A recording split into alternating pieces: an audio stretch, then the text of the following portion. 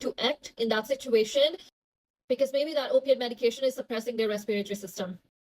So let's talk about clinical judgment. This is the second rule when it comes to opiate medication, any narcotic medication. You have to be really careful. You need to reassess your patient's pain and respiratory status. For example, you're giving opiate medication, which is morphine.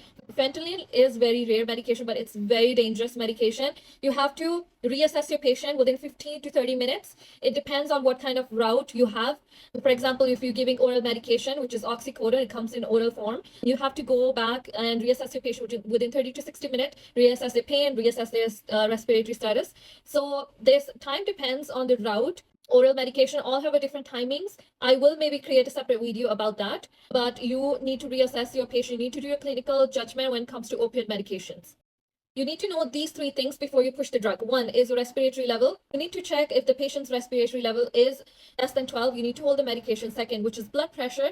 If their blood pressure is low, hold the medication, but you also need to check the blood pressure after, because opiate medication cause vasodilation and that can cause systolic hypertension. You need to teach your patient before they stand up, they need to dangle their feet on the side of their bed. That doesn't cause fall, so falls risk.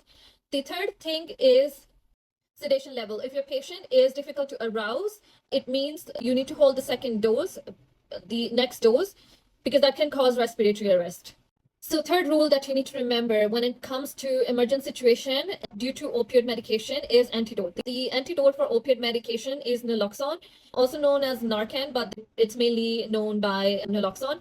For example, in terrifying situation, when your patient is unresponsive, their breaths are 6 per minute, and you need to keep naloxone handy, which will help them to bounce back.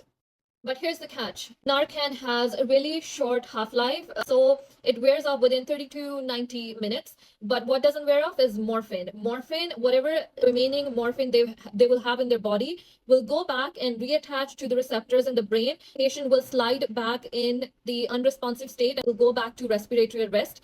So what you need to do after giving Narcan, you have to stay in that room. You need to monitor your patient. Maybe you will need to give them second dose. So after your first dose, don't think that a patient is safe and they will come back from the unresponsive state. Anything can happen when it comes to opioids. So sum it all up, opioids are downers. So your body will go down when you take opioids. You need to watch for your patient's vital before and after giving opioid medication. Keep antidote handy, which is naloxone.